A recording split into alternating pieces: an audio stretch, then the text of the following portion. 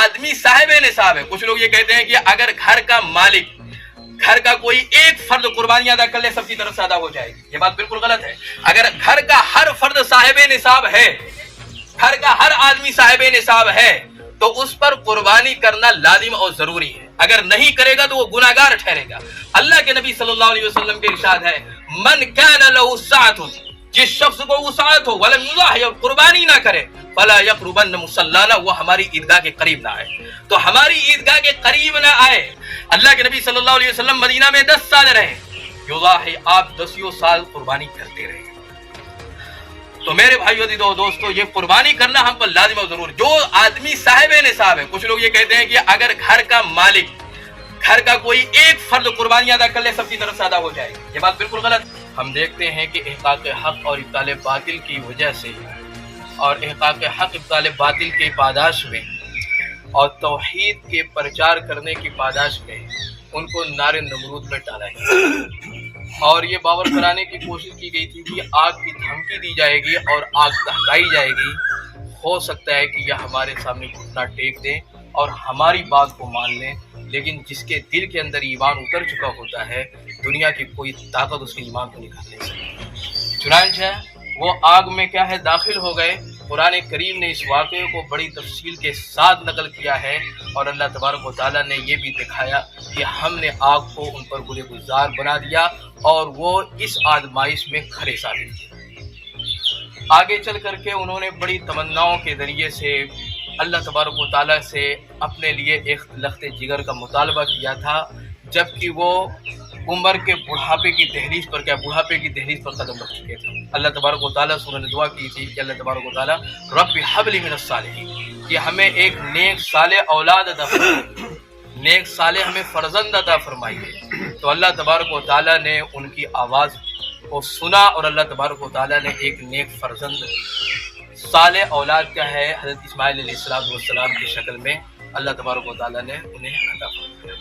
जब ये औलाद क्या है वजूद में आ जाती है, तो अब ये हुक्म होता है कि इब्राहिम अलैहिस्सलाम को ये हुक्म होता है कि आप अपनी अहलिया हज़रत हाजरा और उनके लफ्त जिगर इस्माइल अलैहिस्सलाम को लेकर के चलिए। कहाँ लेकर के चलना है? आज जहाँ काबा आबाद है, मक्कतुल मुकर्रमा की जहाँ आबादी आज बसी हुई है, उसी जगह लेकर के चलिए। जब वो लेकर के आए हैं तो वहाँ पर कोई भी बंदा मौजूद नहीं था, बिल्कुल चारों तरफ सन्नाटा था। कुरान करीम ने जो अल्फाज इस्तेमाल किए, बिवादिन गैरि ज़ी ज़र्इन इंद बैतिकल मुहर्रम, ये ऐसी वादी में लेकर के आए हैं जहाँ पर कुछ भी नहीं था, बिल्कुल सन्नाटा था चारों तरफ। लेकिन अल्लाह तबारक व तआला का हुक्म था, अल्लाह तबारक व तआला का ये आर्डर था कि वहाँ पर लेकर के चलें।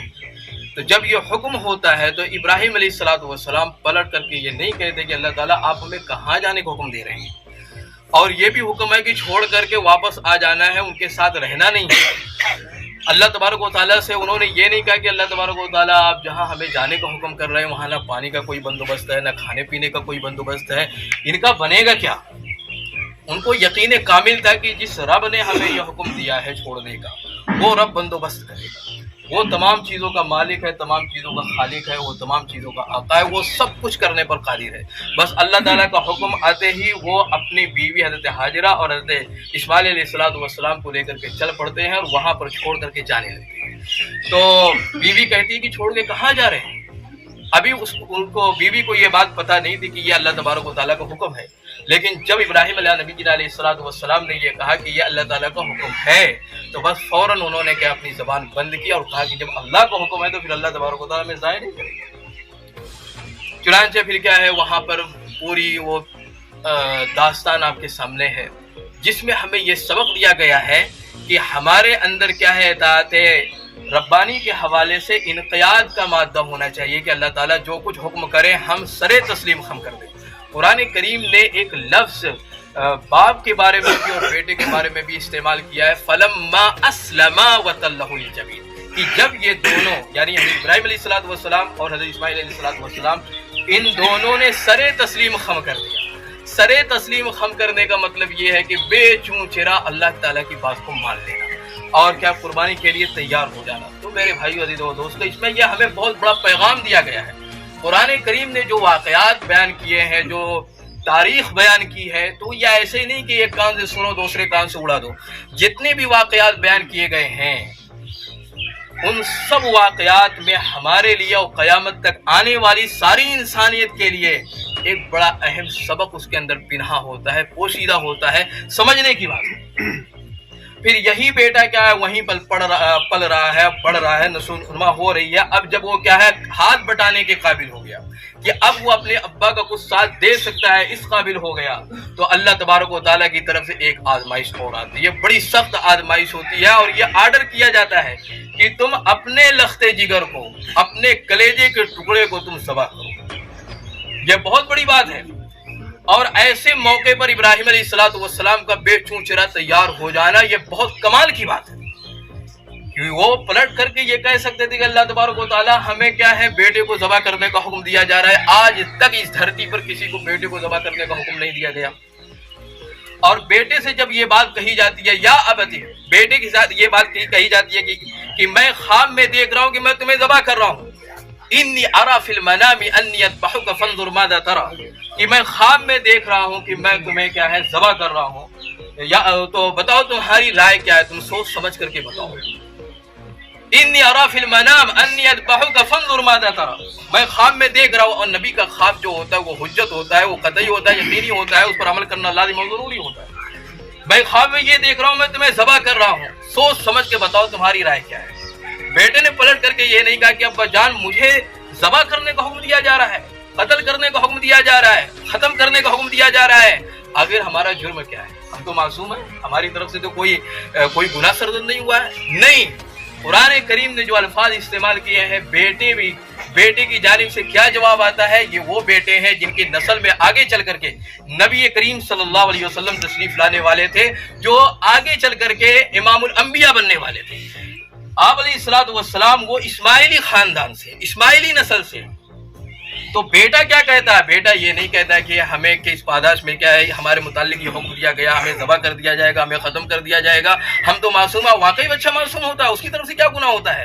لیکن بیٹا کیا کہتا ہے؟ یا ابت افعل ما تؤمر ستجدنی ان شاء اللہ من الصابرین، کہ اے ابا جان جو کچھ آپ کو حکم دیا گیا ہے اللہ تعالیٰ کی طرف سے آپ وہ سب کچھ کر گزریں، آپ مجھے صبر کرنے والوں میں سے پائیں گے. تو بیٹے کی جانب سے آپ دیکھیں انقیاد، بیٹے کی جانب سے آپ دیکھیں اطاعت، ہم دیکھیں اطاعت. اس سے ہمیں کیا ایک بہت بڑا پیغام دیا گیا ہے کہ جب بھی اللہ تبارک و تعالیٰ کی طرف سے کوئی حکم آ جائے تو ہمیں بے چوں چرا اس حکم کو تسلیم کر لینا ہے. اس میں کیا لوجک نہیں تلاش کرنی ہے کہ آخر اس کی لوجک کیا ہے. بہت بڑی تعداد ہے یہ کہتی ہے کہ اس موقع پر قربانی میں جو اتنا خون بہایا جاتا ہے، اتنے جانوروں کو ضائع کیا جاتا ہے، کیا یہ اچھا ہوتا وہ سارا پیسہ صدقہ کر دیا جائے؟ کیا یہ اچھا ہوتا ہے کہ کسی رفاع عامہ میں استعمال کر دیا جائے؟ حیرت ہوتی ہے کہ قربانی کا نقطۂ آغاز جن شخصیتوں سے ہے، قربانی کا نقطۂ آغاز جن شخصیتوں سے ہے، ان کے ہر عمل میں تو ہمیں انقیاد نظر آ رہا ہے کہ انہوں نے اللہ تعالیٰ کے سامنے چوں چرا نہیں کیا. اللہ تبارک و تعالیٰ سے یہ نہیں پوچھا کہ ایسا حکم ہمیں کیوں دیا جا رہا ہے. تو جن کی سنت کو سمجھ کر کے ہم قربانی کر رہے ہیں تو ہمارے اندر یہ چیز کہاں سے آ گئی کہ ہم یہ ایسے موقع پر یہ کہیں کہ یہ پیسہ رفاع عامہ میں استعمال کر لیا جائے. جب اللہ تبارک و تعالیٰ کا حکم سامنے آ جائے، چاہے بظاہر محسوس ہو کہ لاکھوں کا ضیاع ہو رہا ہے، پیسے تباہ ہو رہے ہیں، برباد ہو رہے ہیں، لیکن اللہ کا حکم ہے وہ ہمیں کرنا ہے، اللہ تعالیٰ کا حکم ہے وہ ہمیں کرنا ہے. تو میرے بھائیو دوستو، یہ باتیں جو کہی جاتی ہے یہ ایمان کی کمزوری کی بات ہے. کوئی غلام آپ کے یہاں ہو جو 2,500-3,000 3,000 روپے آپ تنخواہ دے رہے ہو اور آپ غلام سے کہیں کہ بھائی چائے ذرا پلا دو، تو غلام یہ کہنے لگے کہ عصر کے بعد کا وقت ہے، یہ مناسب نہیں ہے، مغرب کے بعد کا وقت ہے، یہ مناسب نہیں ہے، تو کھانے کا ٹائم ہے، آپ چائے پیئیں گے تو فوراً کیا ریپٹ لگائیں گے کہ ہم دوسرے کو رکھ لیں گے، تم یہاں سے دفع ہو جاؤ. جبکہ آپ اس کے خالق نہیں ہیں، نہ آپ اس کے مالک ہیں، نہ اس کو پیدا کرنے والے ہیں. تو جب کیا ایک غلام کے سامنے اور غلام کے ساتھ ہم یہ معاملہ نہیں کرتے ہیں، تو جو خالق ہے، مالک ہے، جس نے پیدا کیا ہے، جس نے عدم سے وجود بخشا ہے، عقل و خرد سے نوازا ہے اور بہترین مخلوقات میں کیا ہے ہمیں بنایا ہے، اشرف المخلوقات میں بنایا ہے، تو ہم اس کے حکم کے سامنے کون ہوتے ہیں کہ اس کے حکم کے سامنے ہم چوں چرا کریں. تو بہرحال ابراہیم علیہ السلام ان آزمائشوں سے کیا گزرے ہیں اور ساری آزمائشوں میں وہ کامیاب ہو گئے. جب ساری آزمائشوں میں کامیاب ہو گئے تو اللہ تبارک و تعالیٰ نے یہ بیان فرمائی کہ ہم تمہیں لوگوں کا امام بنائیں گے. ابراہیم علیہ السلام کو اللہ تبارک و تعالیٰ نے اپنا گہرا دوست بنایا. اور جو ہم قربانی آج ادا کرنے جا رہے ہیں، جانور کو جو ذبح کرنے جا رہے ہیں، یہ در حقیقت وہی قربانی ہے جو ابراہیم علیہ السلام نے اپنے لخت جگر کے لیے کیا ہے پیش کی تھی۔ تو اللہ تبارک و تعالیٰ کو یہ ادا اتنی پسند آئی، یہ اتنے خلوص، اتنے للہیت، اتنے اخلاص کے ساتھ ادا کی گئی تھی کہ آج کئی ہزار سال کا عرصہ گزر گیا ہے لیکن ان کی یاد تازہ ہے اور ان کا نام زندہ ہے، اور انہی کی سنت کو زندہ کرنے کے لیے ہم قربانی ادا کرنے جا رہے ہیں۔ اور اس کے بڑے فضائل کے نبی کریم صلی اللہ علیہ وسلم نے ارشاد فرمائے ہیں، اور قربانی نہ کرنے پر وعید بھی ارشاد فرمائی ہے۔ زید بن ارقم رضی اللہ تعالیٰ عنہ کی روایت ہے، قال، وہ فرماتے ہیں، قال اصحاب رسول اللہ صلی اللہ علیہ وسلم ومن اضحی یا رسول اللہ، کہ اصحاب رسول اللہ نے رسول اللہ صلی اللہ علیہ وسلم نے پوچھا، یا رسول اللہ یہ قربانی کیا ہے؟ تو اللہ کے نبی صلی اللہ علیہ وسلم نے کیا جواب دیا؟ سنت ابیکم ابراہیم، یہ تمہارے دادا ابراہیم علیہ السلام کی سنت ہے۔ پھر صحابہ نے پوچھا، قالوا وما لنا فیہا یا رسول اللہ، ہمارے لیے اس میں کیا اجر و ثواب ہے؟ ہم قربانی ادا کریں گے، ہمیں کیا ملے گا؟ تو اللہ کے نبی صلی اللہ علیہ وسلم نے یہ ارشاد فرمایا، بِكُلِّ شَعْرَةٍ حَسَنَةٍ، قربانی کے جانور کی جو کھال ہے اس پر جتنے بال ہیں، ہر بال کے بدلے میں اللہ تبارک و تعالیٰ ایک نیکی عطا فرمائے گا۔ پھر صحابہ نے دوسرا سوال کیا، یا رسول اللہ اگر اس پر کیا ہے بال نہیں ہے بلکہ اون ہے، اون، بہت سارے جانوروں کے پیٹ پر اون ہوتا ہے، بال نہیں ہوتا، تو اللہ کے نبی صلی اللہ علیہ وسلم نے یہ ارشاد فرمایا، بِكُلِّ شَعْرَةٍ مِّنَ الصُّوفِ حَسَنَةٍ، کہ اون کا جو ایک ایک سوت ہوتا ہے، اس ایک ایک سوت کے بدلے میں اللہ تبارک و تعالیٰ ایک ایک اجر عطا فرمائیں گے، ایک ایک نیکی عطا فرمائیں گے۔ اور اللہ کے نبی صلی اللہ علیہ وسلم کا یہ عمل رہا ہے کہ آپ، حضرت عبداللہ بن عمر رضی اللہ تعالیٰ عنہ بیان فرماتا ہے، قام رسول اللہ صلی اللہ علیہ وسلم بالمدینہ 10 سنین، اللہ کے نبی صلی اللہ علیہ وسلم مدینہ میں 10 سال رہے، یضاحی، آپ 10 سال قربانی کرتے رہے۔ تو میرے بھائیو عزیزو دوستو، یہ قربانی کرنا ہم پر لازم و ضرور۔ جو آدمی صاحب نصاب ہے، کچھ لوگ یہ کہتے ہیں کہ اگر گھر کا مالک، گھر کا کوئی ایک فرد قربانی ادا کر لے سب کی طرف سے ادا ہو جائے گی، یہ بات بالکل غلط ہے۔ اگر گھر کا ہر فرد صاحب نصاب ہے، گھر کا ہر آدمی صاحب نصاب ہے، تو اس پر قربانی کرنا لازم اور ضروری ہے۔ اگر نہیں کرے گا تو وہ گناہگار ٹھہرے گا۔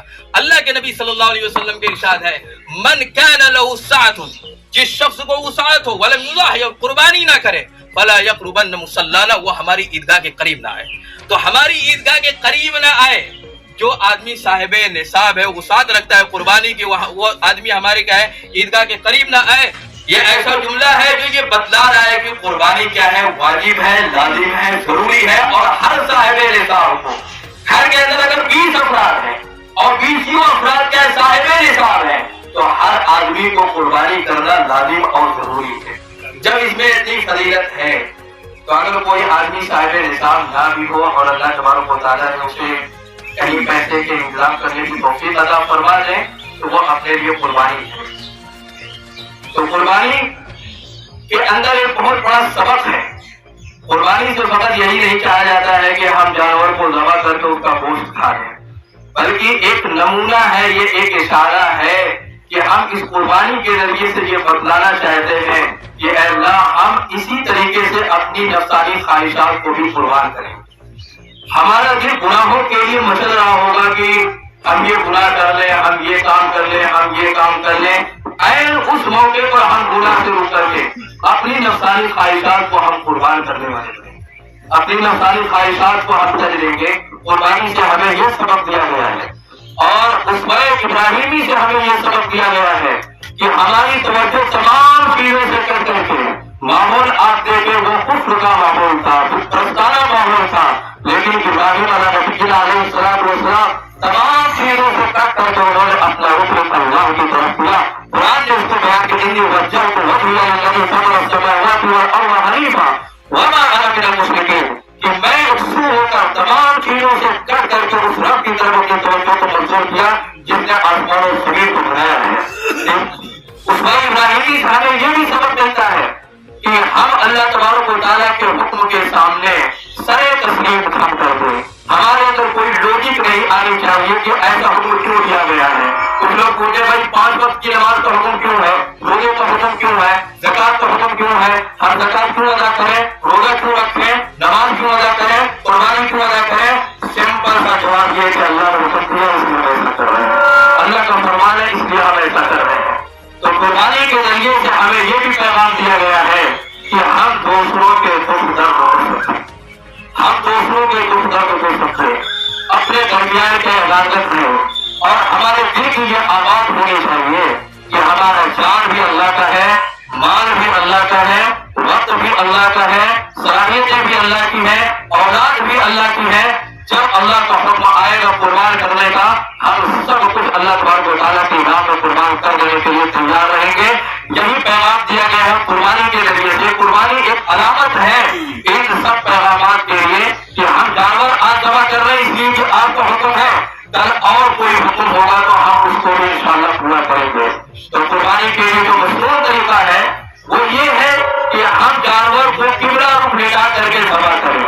تو آخری بات وہ یہ ہے کہ ہم اس وقت سب سے زیادہ دعا کے مستحق اور رحم کے مستحق اس روز زمین پر اگر کوئی قوم ہے وہ اہل فلسطین اور اہل غزہ ہے.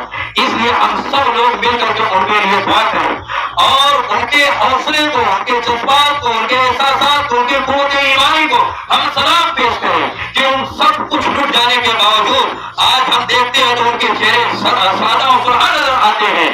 اور جو ظالم ہیں اور پتھروں جن صفت جو ظالم اور بدماش قسم کے لوگ ہیں ان کے چہروں پر ہم دیکھیں تو ہوائیاں اڑ رہی ہیں. قرآن کریم نے بہت پہلے یہ بات کہی تھی، وجوہ ہوئی یومئذ مسفرہ ضاحکۃ مستبشرہ ووجوہ ہوئی یومئذ علیہا غبرہ ترہقها قترہ اولئک هم الکفرۃ الفجرہ. اللہ تعالیٰ نے جنت کا نقشہ کھینچا ہے کہ جنتیوں کے جو چہرے ہوں گے وہ افق ہوں گے، وہ روشن ہوں گے، وہ ہنس رہے ہوں گے، کھیل رہے ہوں گے، وہ خوشیاں منا رہے ہوں گے. تو آج اللہ نے دنیا کے اندر اگر نقشہ دکھایا ہے تو ان چہروں کو دیکھ کر کیا اندازہ کر سکتے ہیں. اور یہ بھی اللہ نے آگے بیان فرمایا جو جن کی وفات جو ہے کفر کی حالت میں ہوں گے، جو اللہ تبارک و تعالیٰ کے بانی رہے ہیں، دانی رہے ہیں، اللہ تعالیٰ کی اطاعت، اللہ تعالیٰ کی نافرمانی کیے ہوں گے، ان کے چہرے پر ہوائیاں اڑ رہی ہوں گی اور تاریخیاں ان کے چہروں پر بسیرا کی ہوئی ہوں گی. آج ہم دنیا میں ظالمین کا چہرہ بھی دیکھ کر کے بخود اس کا اندازہ لگا سکتے ہیں. دنیا ہی میں اللہ تبارک و تعالیٰ دکھا رہا ہے جو باتیں یا دور صحابہ کے متعلق سنی گئی تھی وہ سب کچھ آج ہم اپنے نگاہوں سے دیکھ رہے ہیں. تو میرے بھائیوں اور دوستوں، ہم ان کے لیے دعائیں کریں، ہم ان کے لیے استقامت کی دعائیں کریں اور یہ بات یاد رکھیں اور تاریخ بھی اس پر گواہ ہے کہ جو قوم اللہ کا نام لے کر کے میدان میں آئی ہے اس قوم کو کبھی شکست نہیں دے سکتی ہے، چاہے وہ دنیاوی آلات و حرب کے لحاظ سے کتنے ہی کمزور کیوں نہ رہے ہوں. قرآن تاریخ آپ اٹھا کر کے دیکھیں، دور صحابہ کے واقعات کو آپ پڑھ کر کے دیکھیں، ہسٹری آپ اٹھا کر کے دیکھیں، جب بھی کوئی اللہ کا بندہ اللہ کا نام لے کر کے میدان میں پھولا ہے، چاہے کیا آلات حرب کے لحاظ سے اس کے ہاتھ کھانے کیوں نہ رہے ہیں، لیکن اللہ نے بالآخر میدان کے اس کے حوالے کیا ہے. یہ تاریخ نہیں ہے اور انشاءاللہ وہ تاریخ یہاں بھی دہرائی جائے گی. اس لیے کہ سلطنت کفر کے ساتھ چل سکتی ہے، ظلم کے ساتھ نہیں چل سکتی ہے. اس لیے میرے بھائیوں اور دوستوں، ہم ان کو اپنی دعاؤں میں یاد رکھیں، ان کے لیے استقامت کی دعا کریں اور ان کے ایمان کو ہم داد دیں اور ان کے سلطنت خیر میں اپنے لیے دعائیں کریں، اس لیے کہ ان کا ایمان کامل اور مکمل ہے. بہت ممکن ہے کہ ان کے صدقے میں اللہ تبارک و تعالیٰ ہماری دعاؤں کو قبول کر لے اور ہماری مغفرت کر دے. اللہ تعالیٰ ہم سب کو پہلے سے